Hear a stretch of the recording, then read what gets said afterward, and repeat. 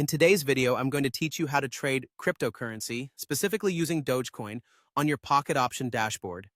Whether you're a seasoned trader or just starting out, these steps will guide you toward making informed trading decisions. To start, ensure you're logged in and have your pocket option dashboard open in front of you. This is your central hub for all trading activities, so getting familiar with the layout can be helpful if you're planning to engage in trading more frequently.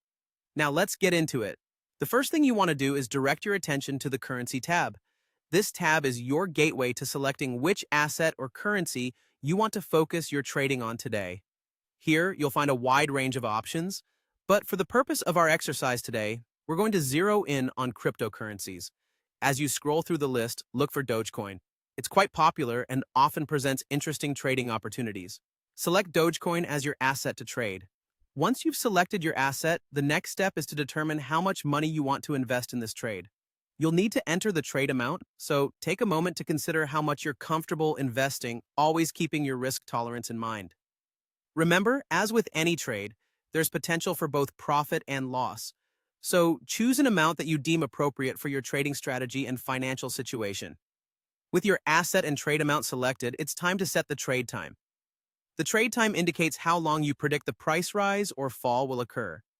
Some traders prefer short durations, focusing on quick market movements, while others prefer longer durations, aiming to capture broader trends. Whether you're choosing a few minutes or a longer time frame, ensure it aligns with your trading plan and market analysis. Now comes the crucial decision: choosing the direction of your trade. On the dashboard, you have two straightforward options. If you believe the price of Dogecoin is going to increase, you'll click the Buy button.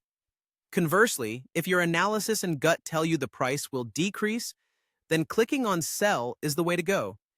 This choice is the heart of your trading decision, so consider it carefully, taking into account the current market trends and any research you've conducted.